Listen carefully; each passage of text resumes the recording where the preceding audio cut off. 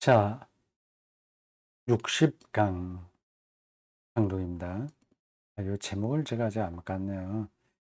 요거를 59가 아니라 이거를 60으로 바꾸고 속수가 225가 아니라 227, 7, 5부, 5부 그리고 2를 제가 안 썼네요. 5부 1장인데 인간 신체 발달. 그렇죠? 자, 아프리카로 갑니다. 앞서 강독에서 이 요람이 뭘 얘기하나 했더니 그 애기들 누워있는 요람, 그건 맞는 것 같습니다. 그래, 아프리카에서 찾는 거예요.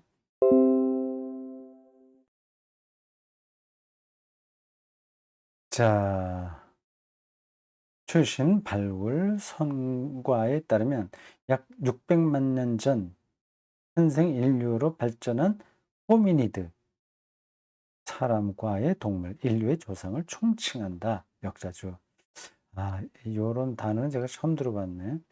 즉, 원인이 원래 인간이 자기와 가장 가까운 혈연 관계인 유인원에서 갈라져 나왔다. 그렇군요. 유인원은 더 이전 어, 생명체이군요.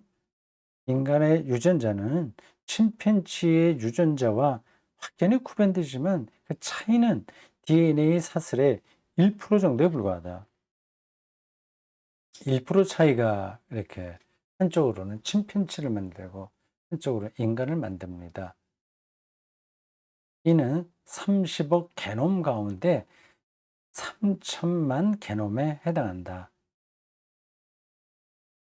전문적인 용어는 게놈, 게놈 지도, 이 유전자 지도 그런 단어입니다. 확실히 알려진 최초의 호미니드 속도 어떤 생명체를 구분하는 그 범주를 가리켜요. 뭐 과, 속, 이점 많이 있습니다. 대략 500만 년 전에 출현한 아프리카의 오스트랄로피테쿠스다. 이들은 직립보행을 했지만, 그래요? 500만 년 전에 벌써 했어요? 저는 한 300만 년 전을 생각을 했는데, 500만 년 전. 도구 문화를 발달시키지는 못했다. 호모 하빌리스는 각각의 특징을 가진 그 원인을 전문 용어로 그렇게 표현합니다. 뭐 호모 에렉투스, 호모 사피엔스, 뭐 호모 많죠. 그 표현하는 게.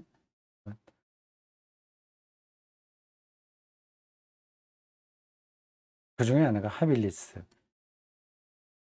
능력이 있는 사람, 존재, 인류, 능력이 있는 거로 표현되는 그 원인은 250만 년 전 홍족세에 석기를 만들기 시작한 호미니드족 속이다. 그들은 강가의 조약돌로 뾰족한 석기를 다듬었는데 이것이 현존 유인원을 아무리 훈련시켜도 해낼 수 없는 능력이었다. 현존 유인원. 침팬치, 뭐 오랑우탄, 을 가리키는 겁니다. 현존 유인원. 아무리 훈련시켜도 이걸 못한다네요. 원숭이도 못하죠. 루이스 리키가 탄자니아의 올드바이 협곡에서 발굴한 응회암 석기들은 현존하는 가장 오래된 도구로 알려져 있다. 리키는 유물층을 근거로 그 석기들이 216에서 212만 년 전 것임을 알아냈다. 이후로도 수많은 발굴이 진행됐다. 이런 기원 몇 년 전, 몇 년 전을 밝히는 거는 뭐 탄소 측정인가 뭐 그런 걸로 한다면서요. 거의 정확한 것 같습니다. 인간이 대단해요. 저런 수백만 년 전 시기까지도 측정해낼 수 있는 거 아닙니까? 구석기와 중석기 시대에 아프리카와 기타 대륙들은 실로 유사한 양상으로 발전했다. 도구와 무덤들이 발굴됨으로써 호모 하빌리스에서 우리 직계 조상인 호모 사피엔스까지의 발전 과정을 명확하게 추적할 수 있었다. 네. 현생 인류 가장 가까운 직접적인 그 원인이 바로 호모 사피엔스입니다. 생각하는 문제죠. 앞으로 또 다른 종으로, 다른 속으로 진화할 수 있을까요? 인간이요? 호모 사피엔스가 아니라 어, 인간과 그 AI, 인공지능 이런 게 결합된 쪽으로 진화가 될 수 있을까요? 그게 진화가 된다면 자기 똑같은 후손을 생산할 수 있어야 된다는 겁니다. 그러니까 AI 뭐 이런 인간이 만들어 놓은 지능이 이렇게 자기 후손으로 나오는 방식으로도 얼마든지 이어질까요? 그래야만 그 진화가 성공하는 거거든요. 현생 인류와 체형이 대체로 비슷한 호모 에렉투스가 등장했다. 호모 에렉투스가 중요합니다. 근데 이 시대 요거 구분하는 게 왔다 갔다 하는 것 같네. 호모 에렉투스 직립인 훨씬 전에 있었는데 있었다고 설명이 되는데 여기 뒤에 나와요. 지나갑시다. 약 50만 년 전부터 인류는 무리를 지어 불을 사용했다. 호모 에렉투스 불 이게 연관됩니다. 20만 년에서 3만 5천 년 전 빙하기 유럽의 네안데르탈인이 일정한 중간 단계를 형성했다. 이들은 다 멸종했어요. 땅딸막하고 튼실한 체구, 쑥 들어간 이마, 커다란 뇌, 용족을 가진 그들은 일부 유전 물질의 차이 때문에 호모 사피엔스의 직계 조상은 아니지만 어쨌든 친척벌은 된다. 빙하기 뜨다 멸종했죠. 네안데르탈인의 북경인도 있고 뭐 지금도 그러한 게 발견돼요. 그 호모 에렉투스와 친척되는 이들, 호모 사피엔스, 우린 직계가 호모 사피엔스니까. 예, 저 네안데르탈인도 물론 호모 에렉투스입니다. 네안데르탈인의 심리적 지적 능력에 대해서는 학자마다 견해가 분분하다. 그들은 한때 축정되었듯이 미개한 야수도 아니었고 훗날 과장되어 이게 주장되듯이 현대인과 같지도 않았다. 호모 사피엔스가 아니라는 거죠.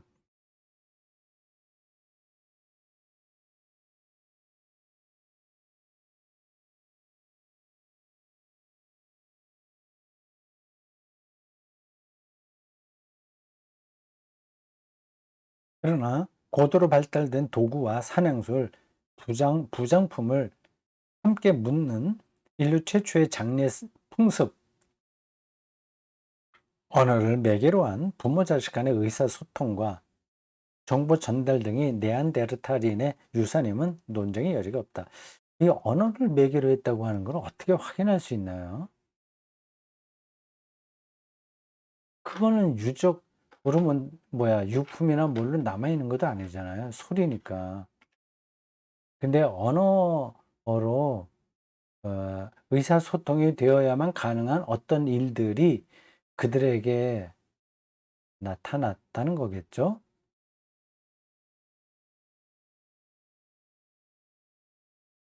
근데 그들의 언어가 어느 정도로 발달됐는지는 뭐 정확하게 알기는 힘들죠. 해부학적인 현생 인류인 해부학적으로 볼 때, 해부학적으로 현생 인류인 호모 사피엔스가 세계 도처에서 거의 동시다발적으로 출현했다고 보는 학자들도 있으나 최근의 지배적인 발굴 성과를 근거로 대다수 연구자들은 호모사피엔스가 야수가 넘치는 야수, 이게 예, 포식자들이에요. 맹수들이죠. 그들이 넘치는 열대 아프리카의 대규모 원신 집단에서 유래했으며 20만 년 전쯤 아프리카 시리아 지구대 동쪽 아, 잠베지강 어, 북쪽에 살았으리라고 확신한다. 와, 이렇게까지 연구할 수 있나요?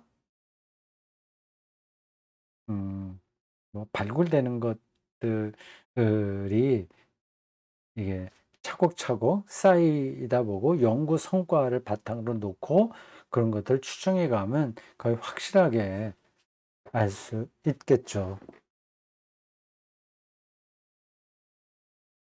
신석기 시대 아마 10만 년도 더 전에 호모 사피엔스는 작은 무리를 지어 세상을 향한 먼 여정을 내딛기 시작했을 것이다.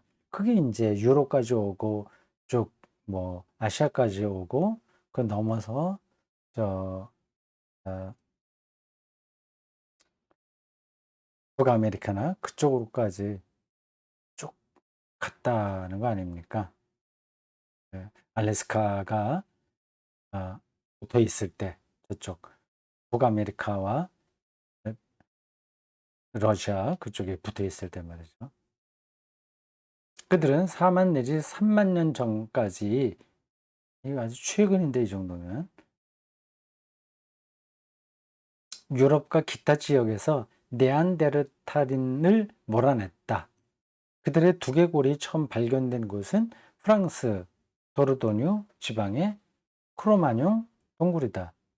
이걸 크로마뇽인이라고 하나요?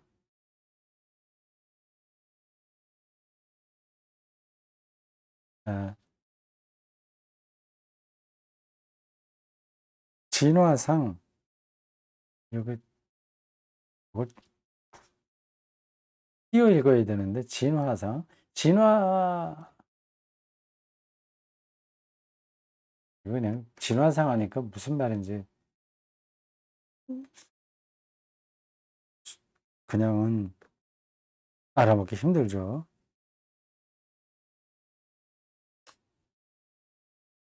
진화적으로 볼 때 그 뜻입니다.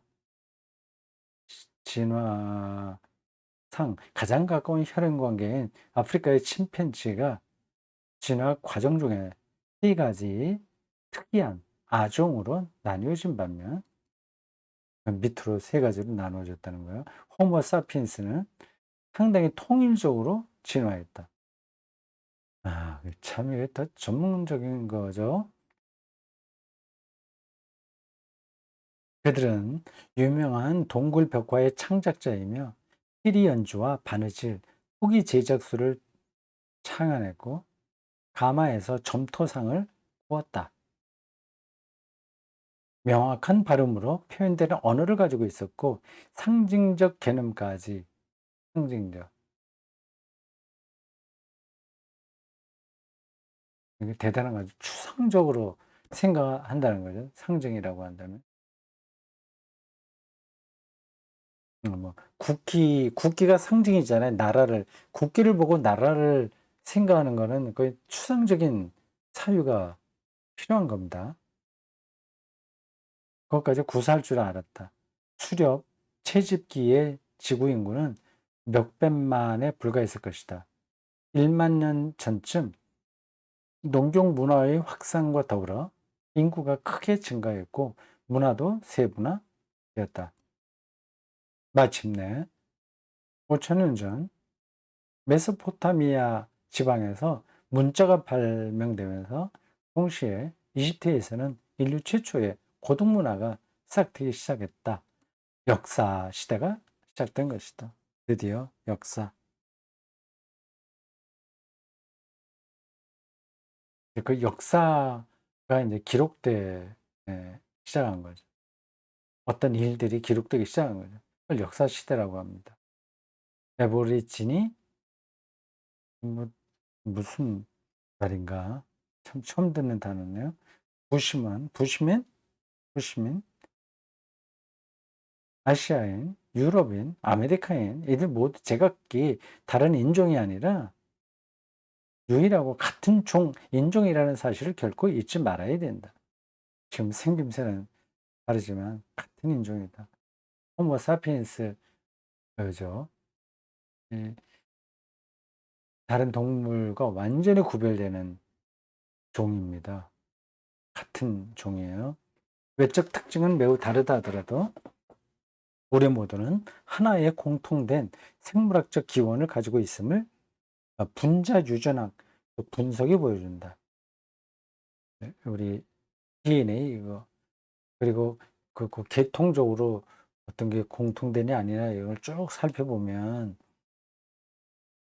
같은 종이라고 하는 게 증명된다는 뜻입니다. 좀 어, 수사적인 표현을 여기 썼네요. 피부 밑은 그러니까 피부는 다 검고 뭐 누런색, 뭐 흰색 달라 보이잖아요. 근데 피부 밑은 피부만 벗기면 우리 모두 아프리카인이다. 그렇다면 인류의 계통 발생사에서 종교는 어떻게 발전되어 왔을까?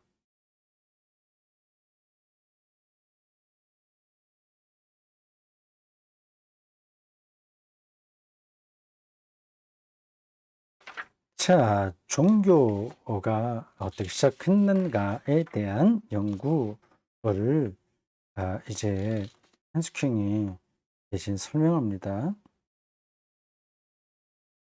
근데 그 종교 문제하고 이게 일장이 말하는 전체 주제인 인간 신체 발달하고 직접 관련되는 건 아닌데요. 근데 신체 발달이 직립과 뇌의 용적이 늘어나고 언어가 발달하고 다 그런 거를 포함하는 거잖아요. 그러니까 신체 발달과 신체가 달라지는 거죠. 그러니까 추상적인 사유가 가능한 그런 신체로 변화된다는 겁니다. 그렇다면 종교 문제도 그것하고 연관해서 설명할 수 있는 거죠.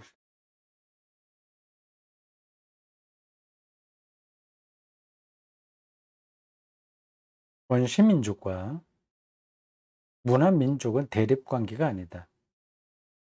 예, 문화가 없는 민족이 있잖아요. 오지에 있는 그 음, 문명과 담 쌓고 사는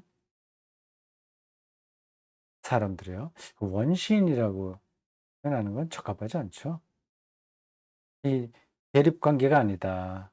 어, 아프리카나 오스트레일리아 원주민이 근대적 의미의 문자와 학문과 기술을 발전시키지는 못했다고 하더라도 그들 나름의 문화를 향유하고 있었기 때문이다.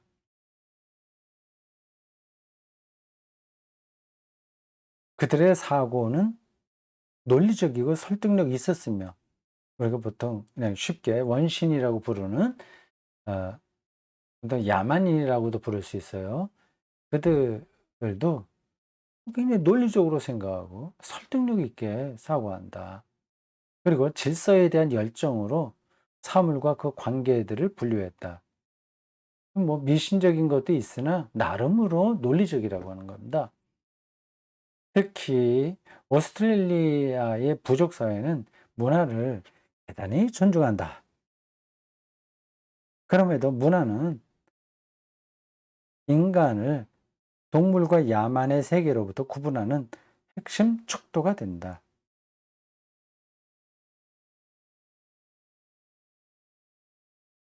그럼에도라고 하는 부사는 접속사인가? 필요 없을 것 같은데. 종교까지 포함한 포괄적 의미에서 문화 혹은 문명, 문화, culture 문명, 시빌라이제이션, 문화가 더 큰 개념이죠.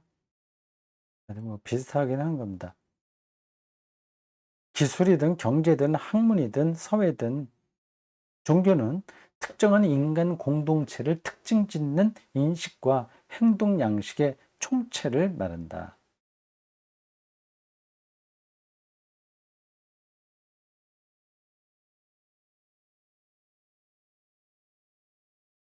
그 모든 인간 문화에 종교가 어, 토대로 있다는 뜻이겠죠. 오늘날 오스트레일리아를 비롯한 여러 대륙의 수렵, 채집, 부족들은 결코 석기 시대에 머물러 있지 않다. 이들 원주민도 변했다. 수만 년에 걸친 오랜 문화의 역사가 그들을 구석기 시대로부터 분리시켰다. 오스트레일리아는 대륙하고 이렇게 좀 떨어져 있으니까 그쪽으로 간 그 옛날 초기 그, 그 호모사피엔스 조상인 거기서 오스트레일리아로 갔던 이들은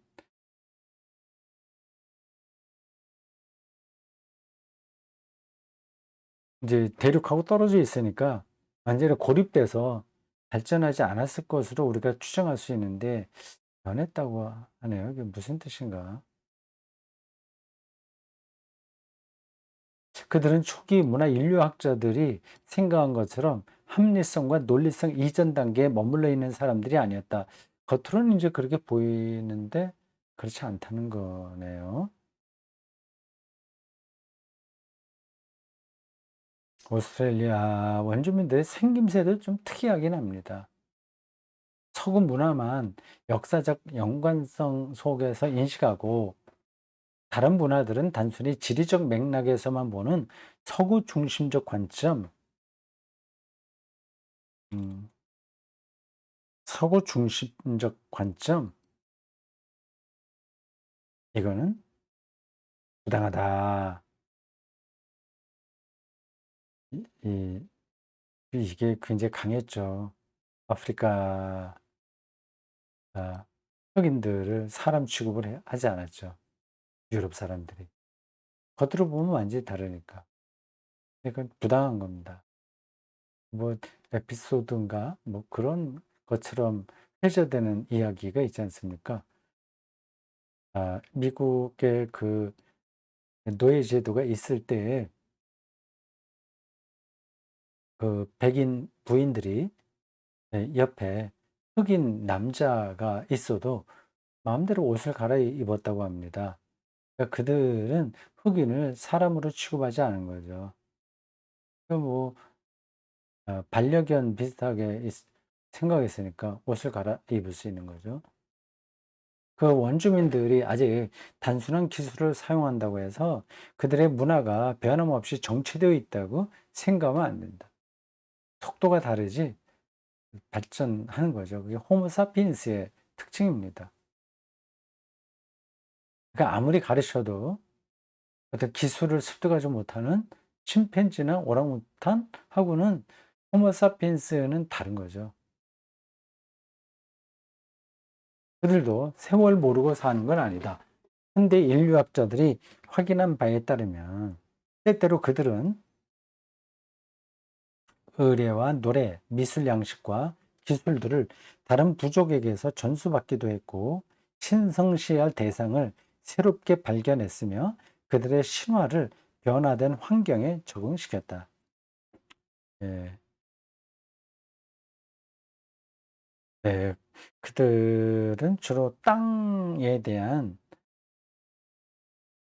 개념이 대단히 거룩했던 것 같아요. 땅과 자기들을 분리하지 않고 생각한 겁니다. 아, 북아메리카 인디언들은 좀 더 세련되게 그렇게 사유했죠.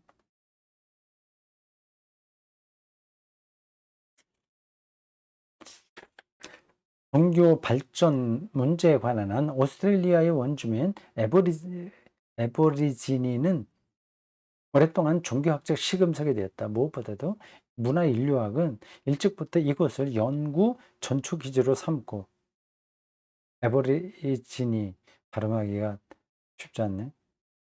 한번 찾아봐야 되겠습니다. 문화와 대결하는 과정에서 괄목할 만한 발전을 이루겠다. 19세기 후반 진화와 진보의 개념이 학자들의 사고를 지배하고 있었다. 이를테면 제임스 프레이저 경은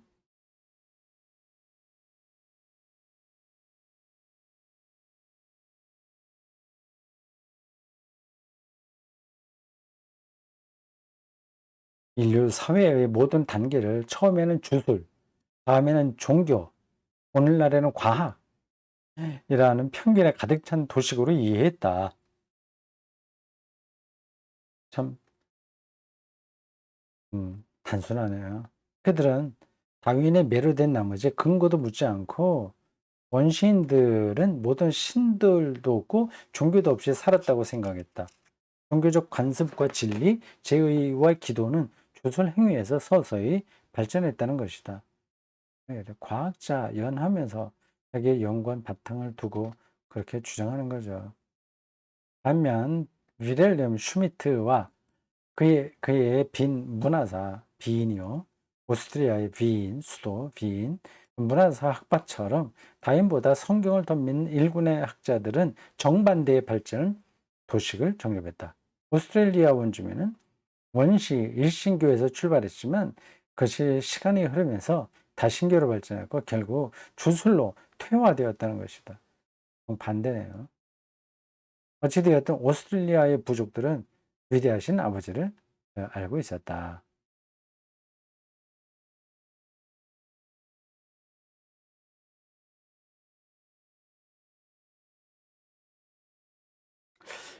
오늘날 이 양극단의 이론은 경험적 근거를 결여한 것으로 처리되었다.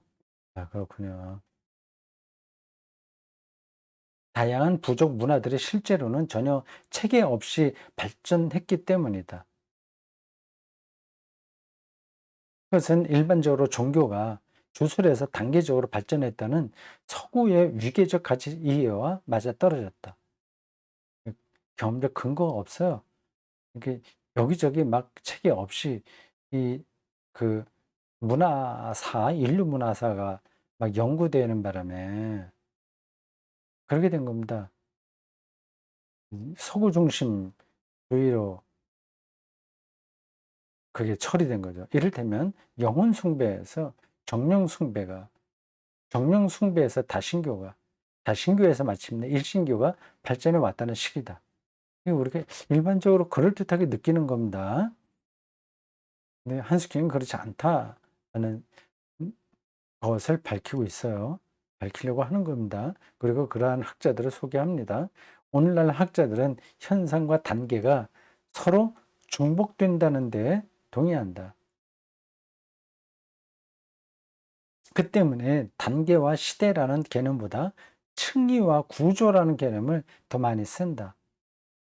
정령 숭배에서 뭐를 이렇게 나간다는 게 아니라 차원, 층, 구조 이게 더 중요하다는 거네요.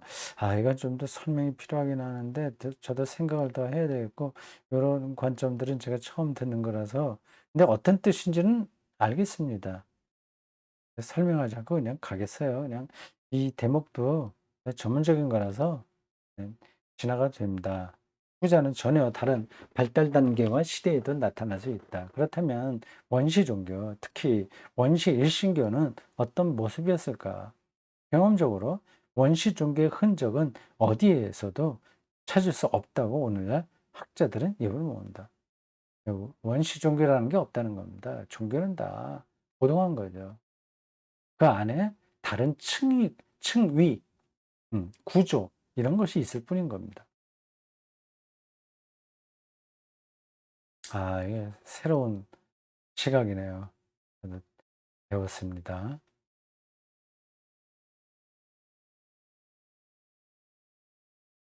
그러나 최근 이나 분 독일 사람인가요? WUNN 분 이렇게 발음합니다. 이나 분이 여자 이름 같기도 하고 아니죠. 이 선사 종교들에 관해 밝혔듯이 구석기 시대와 중석기 시대에 이미 종교성이 태동한 최초의 흔적들이 발견된다. 이 접속 부사가 참 그 외국어를 읽을 때 굉장히 어렵습니다. 이걸 그러나 아니 그렇기 때문에 그렇지만 여러 가지로 해석될 수 있는 접속 부사가 있거든요. 이게 우리말에서는 굉장히 중요해요. 그 뉘앙스의 차이가 있으니까. 그러나 하면 앞에 걸 반대하는 것 같잖아요. 여긴 그건 아닌 것 같은데. 종교적 관점에서 중석기 시대에는 생각만큼 그렇게 빈약하지는 않았다. 이나 분의 주장입니다. 강력한 존재에 대한 표상, 종교적 느낌이죠. 강력한 존재에 대한 표상이 널리 퍼져 있었음이 분명하다. 그게 아니라면 가면의 발견은 의미가 없다. 그렇군요. 가면과 강력한 존재에 대한 표상이 연결되네요. 의례는 통상적 종교 행위였는데 사냥이나 인생의 전환기와 관련되어 있었다. 사자 숭배는 대단히 중요했다. 일정한 규칙에 따라 치러지는 장례는 내세로 가는 길을 보증하는 것이었고 환자들이 죽은 자와 단절되지 않는 공동체를 꾸릴 수 있게 해주었다. 산자와 죽은 자 사이에 단절이 없는 공동체. 네안데르탈인들은 죽은 자의 운명까지 챙겨줌으로써 종교와 내세 신앙의 길로 접어들었는데 바로 이것이 향후 수천 년 동안의 종교적 관념을 결정했다. 우리 기독교 신앙도 이런 데서는 어, 비슷한 관점이 있는 거죠. 영혼이 하나님의 품에 들어간다고 하지 않습니까? 여기서 다양한 선사 종교들이 발전했고 그 토대 위에 역사 시대의 종교들이 뭐 고등 종교라고 할 수 있죠. 구축되어 승승장구할 수 있었다. 이러한 요소들이 이미 뭐 원시 종교에도 이미 들어 있었다는 겁니다. 그리고 오스트레일리아에 있는 원주민들이 에게서 보이는 종교성, 종교 형태에서도 있는 거예요. 그래서 그걸 도식적으로 그들이 더 뭐 종교가 아니다라든지 뭐 이런 식으로 말하면 곤란하고 층위와 구조만 다르다 이렇게 호모 사피엔스 인류에게 나타난 종교 현상을 말하고 있습니다. 그리고 같다는 얘기인 거예요. 네, 같은 종이다. 종교에서도 그렇다라는 겁니다. 이제 정신의 발달, 특히 인류사에서 자유의 문제로 눈을 돌리자. 다루고 있는 분야가 그리고 범주가 상당하네요.